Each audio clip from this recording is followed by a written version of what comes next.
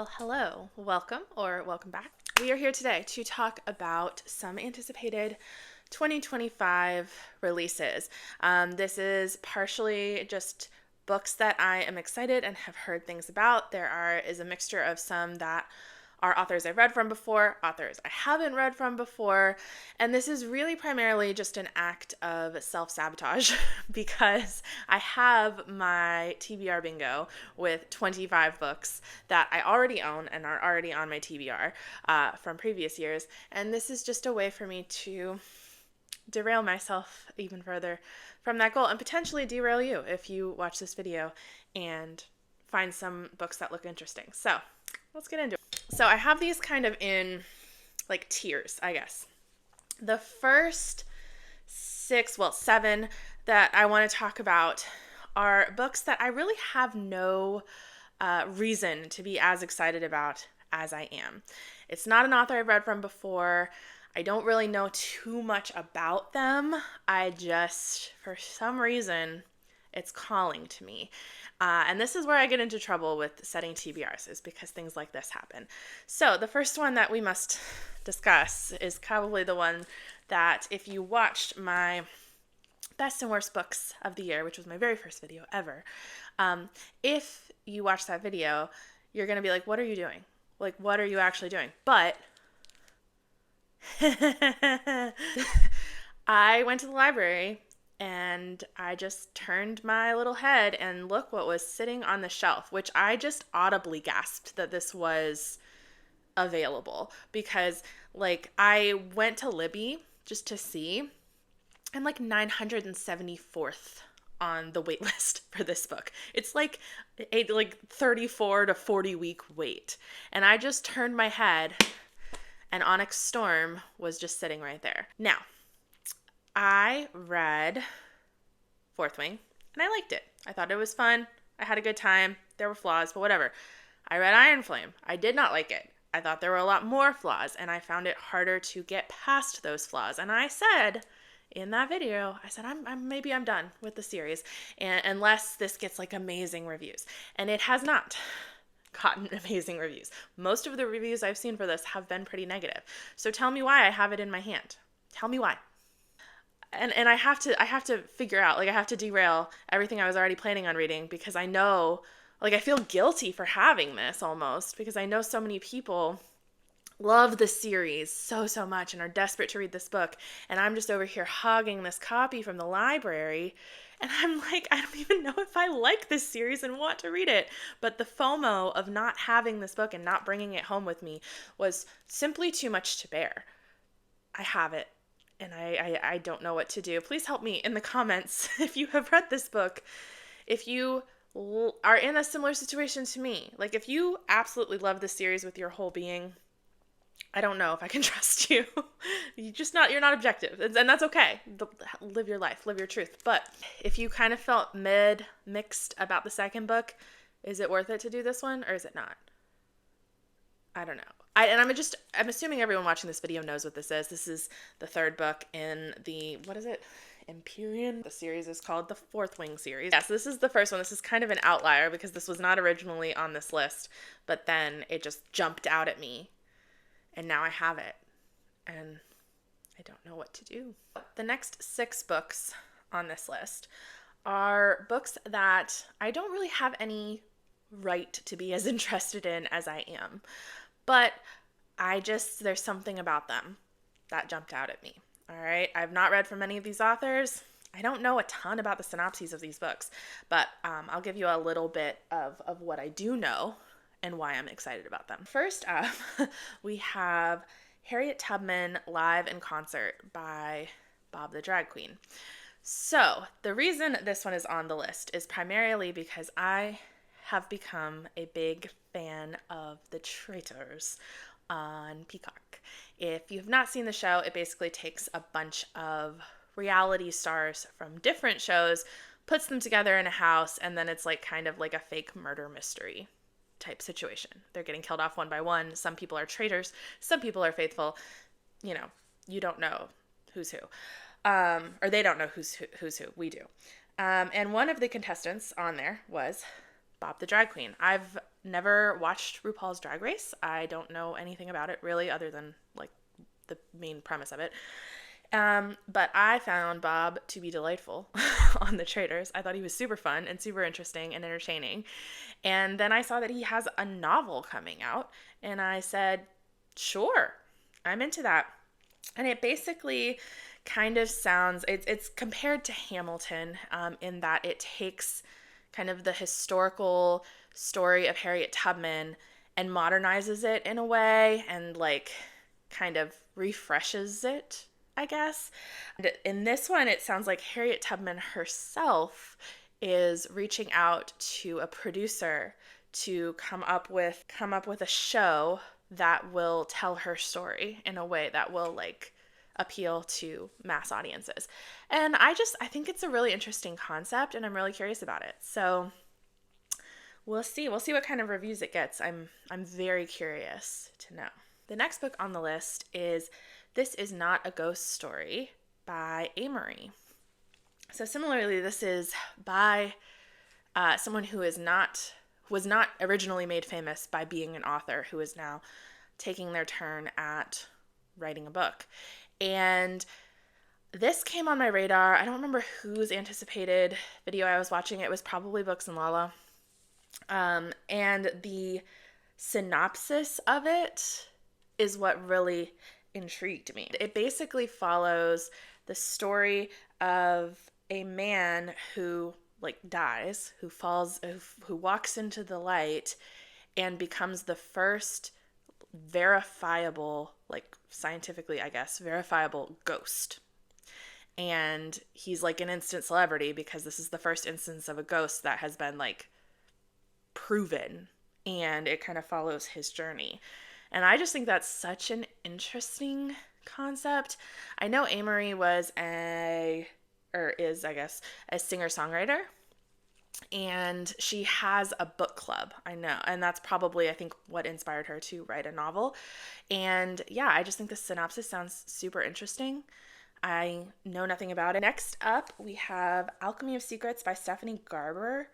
This one is expected September 30th of 2025, and this falls into the category of I'm interested in it because I know Stephanie Garber has primarily written YA fantasy in the past, and I've heard really good things about her YA series, and this is her first adult novel, and I've found really good success with authors that have done that. Like Leigh Bardugo is a prime example of, she comes from a YA world, she writes an adult book, and I love it.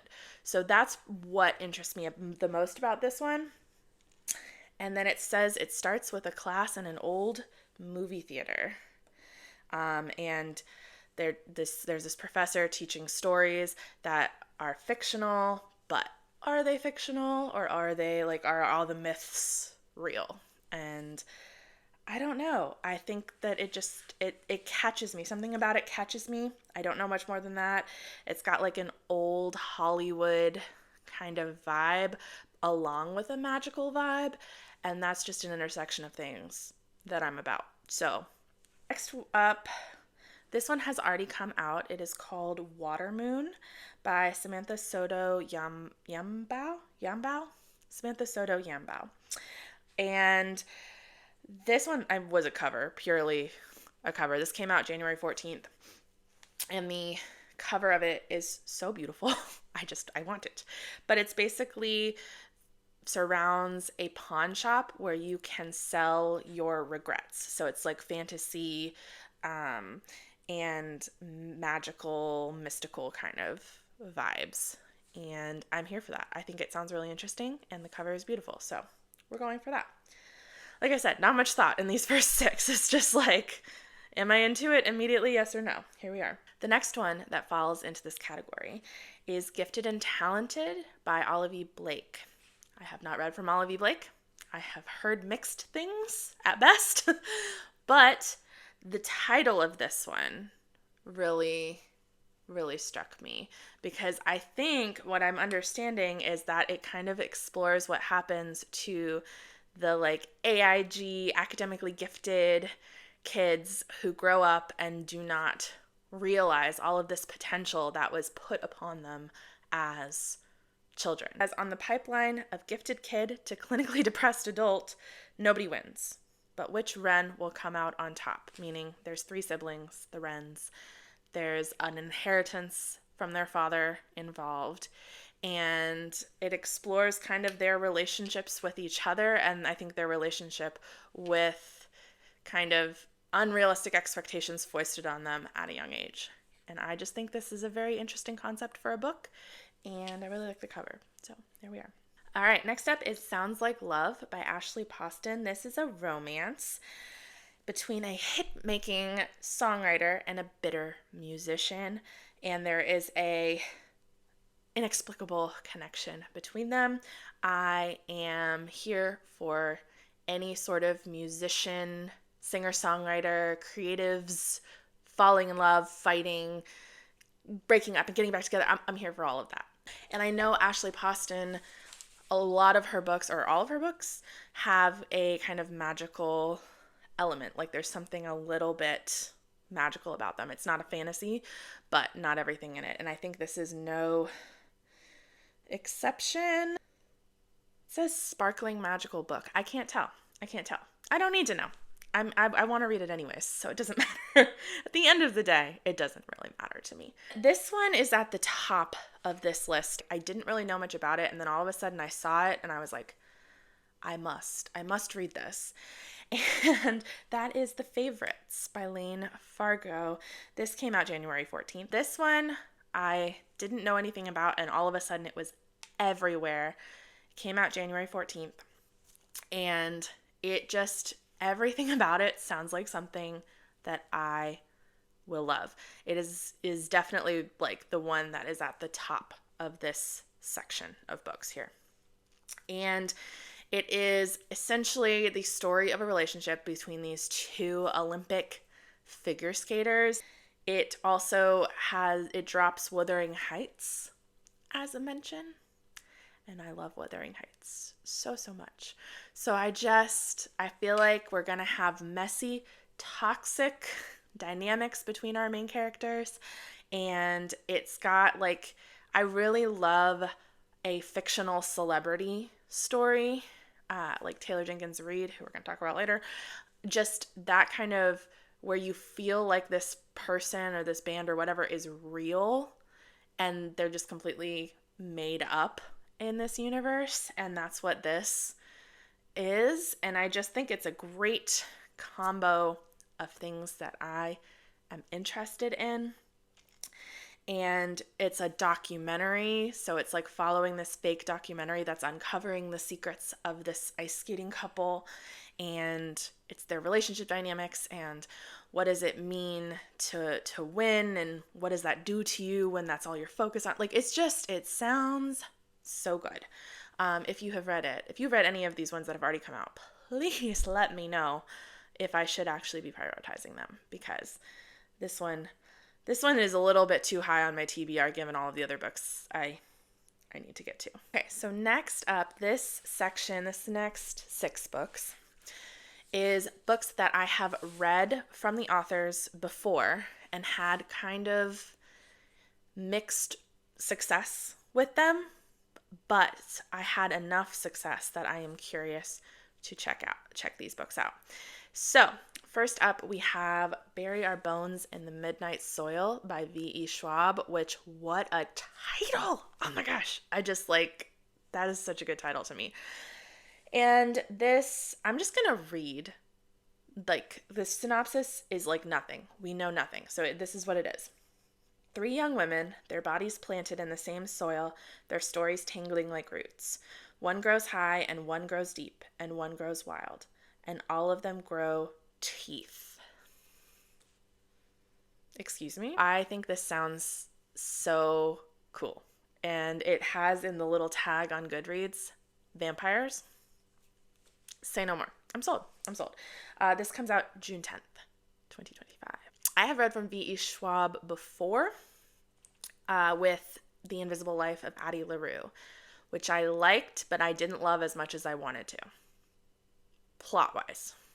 So, I'm hoping this one does me better. Next on my list, I have King of Ashes by S.A. Cosby. This one also comes out June 10th, 2025.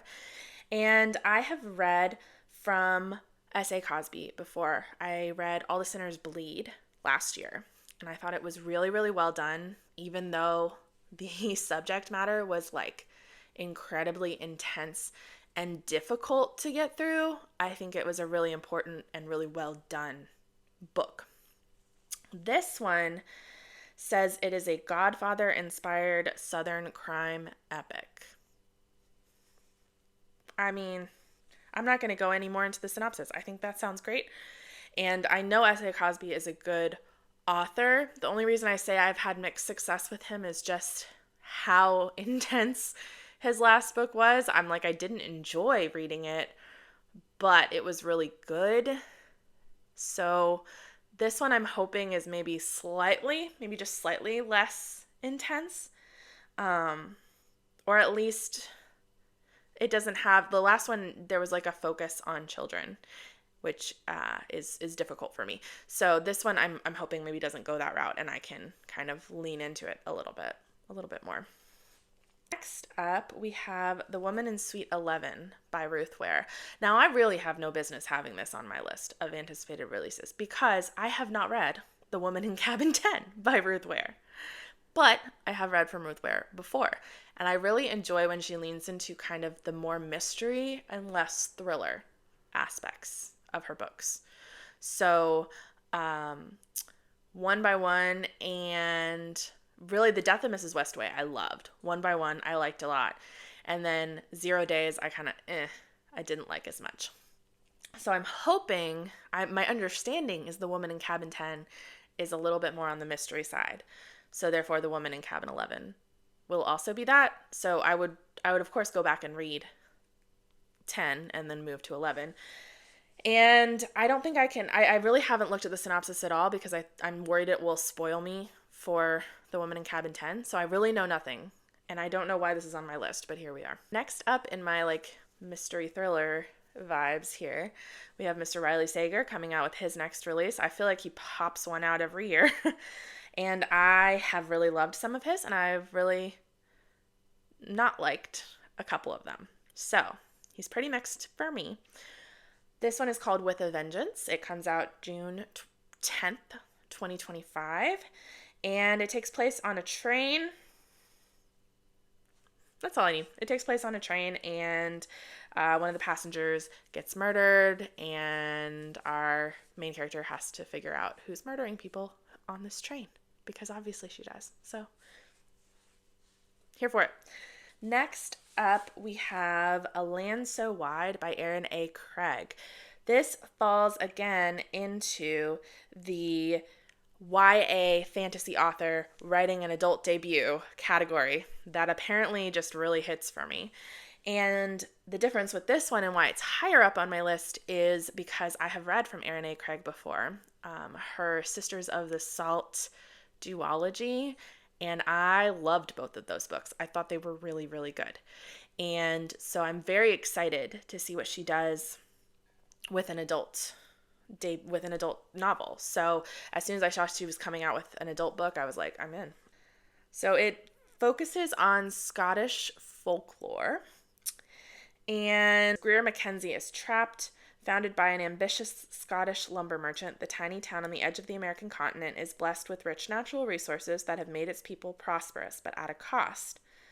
And then, so the woods surrounding this town harbor dangerous beasts. And so I guess they can't leave. Yeah, so none of the town citizens of this town can leave. And I'm assuming our main character is going to try to leave. That's it. And I think that sounds great and very interesting, and I'm here for it.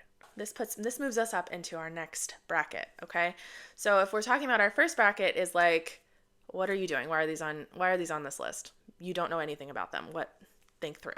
The second category I talked about was like, okay, starting to make more sense, but like you shouldn't prioritize these. This is what I'm telling myself. You shouldn't prioritize them. You have other things to read, right? This next one is like, I'm actively going to be putting Libby holds on these ones and holds for them at the library because I am excited enough about the author that I'm like, I really, really want to read these this year if I can, if I'm able to. But I'm not necessarily going to go out and buy them, which are my top tier books. Okay? We understanding the organizational system? No? Okay, me either. That's fine. So first up, this one really has very little information. There is not even a cover. And it is Blood in the Water by Tiffany D. Jackson. Tiffany D. Jackson, I think, is slept on as a YA author. I think her books are incredible. Monday's Not Coming is like one of the most astounding pieces of YA literature that I've ever read. And I think about it at least like once a month. So this one is middle grade, I believe. And it says that it is a murder mystery set in Martha's Vineyard. Think Jaws for a whole new generation. And I think that sounds super fun. And I'm curious to see what she'll do in a middle grade context because her YA books are pretty intense for YA as far as the themes that they cover, the like kind of goriness of them, you know, the horror kind of lean. So I'm interested to see what she does with a middle grade. And I will definitely be picking it up if I'm able to. It says it comes out July 1st, 2025. Next up, this one comes out a little bit sooner. This is Wild Dark Shore by Charlotte McConaghy. If you watched my Best and Worst Books of 2024 video, which I'll plug again, this author, Charlotte McConaghy, wrote Once There Were Wolves, which I loved and was on my favorites of the year list. I think her writing is incredibly thought-provoking and like intense, but in a good way. And her themes that she covers are always very interestingly done. And this one says, a family on a remote island, a mysterious woman washed ashore, a rising storm on the horizon. And it seems like there is a man with his 3 children. They are on an island taking care of a lighthouse or researching or something like that. And there's a giant storm and a woman washes up on the shore. And it's like very mysterious of where did she come from and what's going on with her, etc., etc. And I think it sounds really interesting, and this author is great. So, and then we come to my romance girlies, Abby Jimenez and Emily Henry. I put Abby Jimenez slightly lower than Emily Henry just because Emily Henry still has written one of my favorite romance books of all time. But Abby Jimenez is sneaking on up there in my rankings. So her release is coming out April 1st, 2025, and it's called Say You'll Remember Me. It's a veterinarian, but he's kind of an asshole. But first impressions are not always correct, right? So, you know, he's gonna grow on us. We're gonna love him by the end. He's gonna be our perfect male main character.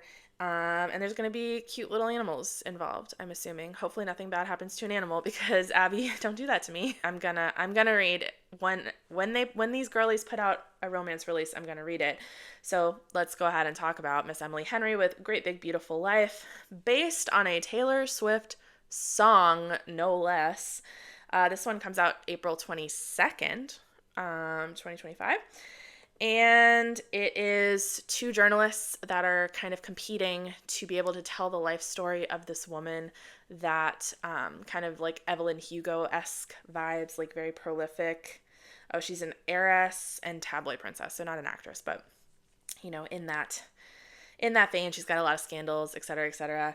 And of course, these 2 journalists that are vying to be the one to tell this story are gonna fall in love, and I'm going to read it. Okay, and so now we are on to my, I'm going to buy these books, or at least request that someone else buy them for me for, presents. And I am going to at least own these books this year, whether or not I actually end up reading them this year. Hopefully I do, but, you know, we'll see how things pan out. So the first one, this is probably on a lot of people's lists, and I don't know how to say it. And I don't think anybody else does either, so I think it's fine. And that is Katabasis by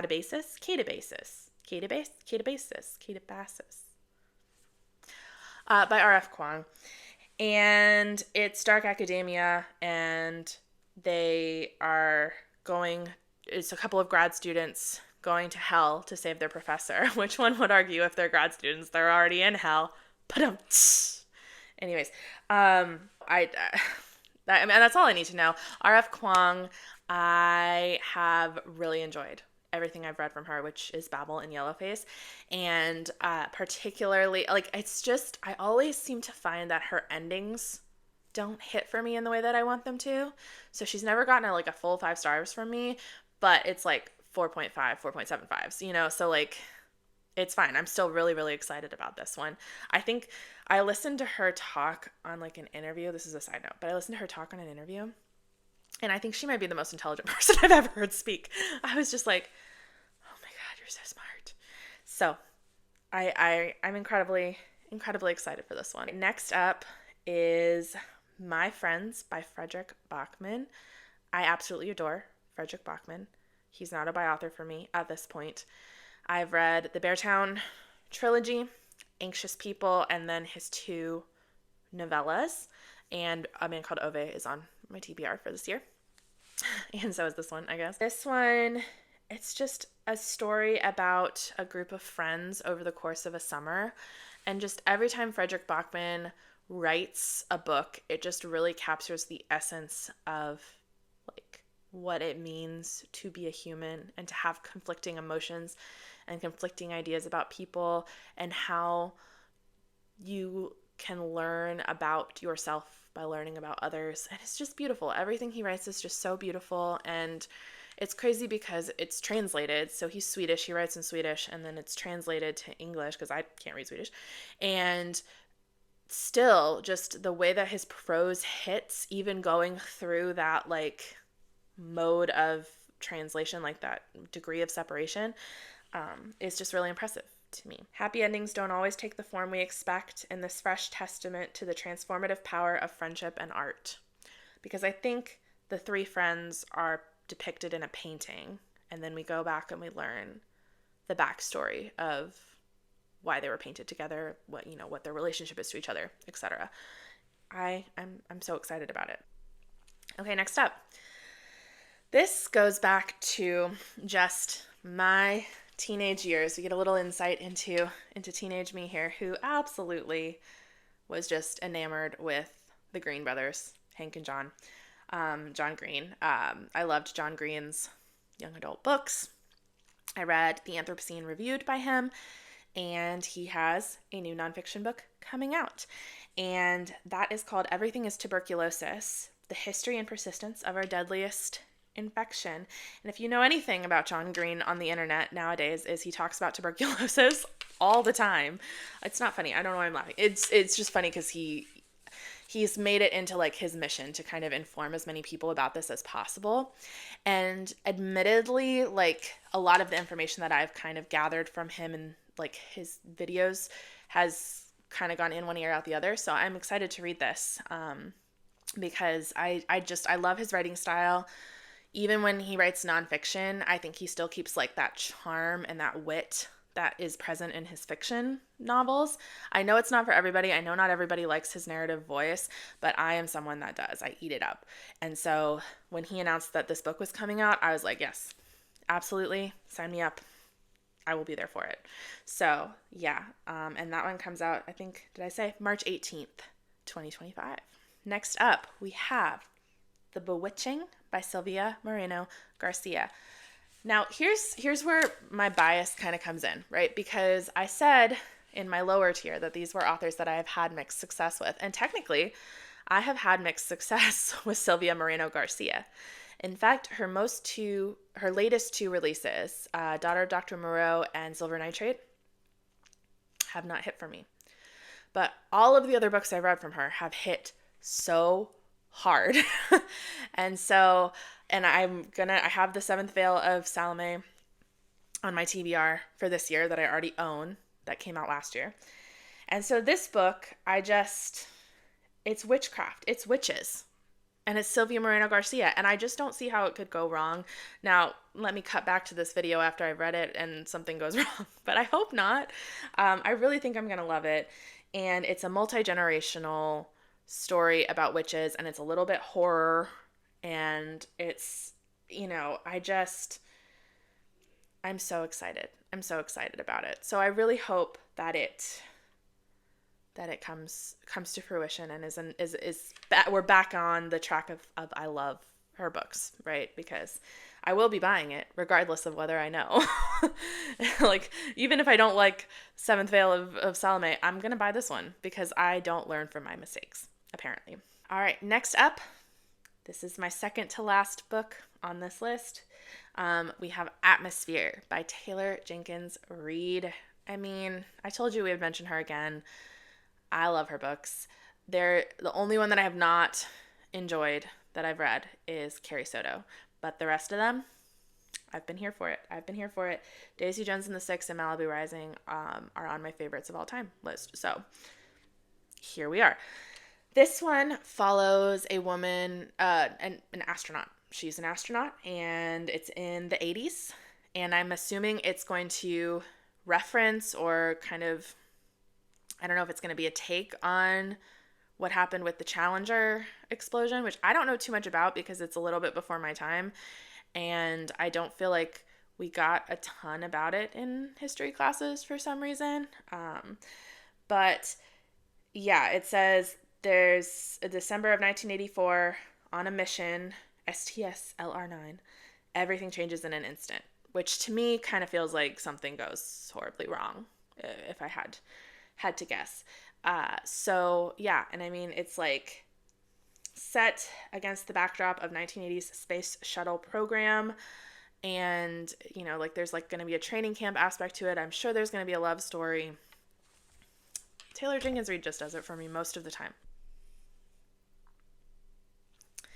All right. And then last, but not least, best actually, on my list is, of course, Sunrise on the Reaping by Suzanne Collins. I love The Hunger Games. Like I love it as a piece of media, not like the idea of it, which unfortunately I feel like I have to explain given where we are in our current political climate in the US. I like the criticism of the system, not the actual idea of pitting people against each other to the death. But here we are. So this is Haymitch's story. I mean, it's a prequel. I really want to reread Ballad of Songbirds and Snakes as well, just because I read it when it came out, and I read it so quickly, and I just don't think that I absorbed it fully. And I also have not watched the movie yet. So I think that we're going to have a whole Hunger Games moment here. I'm going to reread Ballad of Songbirds and Snakes. I'm going to watch that movie, and then I'm going to get this one when it comes out on March 18th, 2025. Yeah, so, I mean, it's the 50th annual Hunger Games. It's Haymitch's games. I don't know if it's from his perspective. I mean, it sounds like it is. And I can't imagine it won't be good. I can't imagine it won't be good, considering how good Suzanne Collins is, too, at, like, understanding how to relate world events to, like, her fictional novels set in another world. I just think Suzanne Collins is gonna go down as, like, Octavia Butler level of, like, sci-fi dystopian social commentary author. I mean, that's just how I feel about it. I know they're YA. I know that they are, and that does not diminish their quality, in my opinion. And I don't think I have to fight very many people on that The Hunger Games is a good series of books. But just in case anyone was out there being like, it's YA, I don't care. Thank you. So that's it. Hi, hello. Okay, this is editing me. I have to pop in really quick. Don't look at me. But Alex E. Harrow just put on her Instagram about a new release that she has coming out in October. And all I know is that it is kind of an extension of, or like, it expands the idea of her short story, Six Deaths of the Saint. And that is definitely the thing that I'm the most excited for as a new release this year. So I'll put the little Instagram post pictures here. But yeah, I don't even remember what it's called. but it's coming out in October, and I can't not put it in this video, even though this is how we have to do it. So, okay. Those are the 24, 25 books that are coming out this year or have already come out this year that I am excited to read and will probably derail me from all of my other reading goals, because as I was sitting there explaining the synopses, I got even more excited about them. So this could end badly for me, but I hope you enjoyed. Thanks for being here. Like, subscribe, comment. Please comment. I really want to hear people's opinions. That's kind of one of the main reasons I want to do this. So if you've read any of these, if you have arcs, like if you're one of those people that's like in the know and got arcs of some of these, and please tell me. I'm so curious. But yeah, thank you so much. Have a great day. Bye.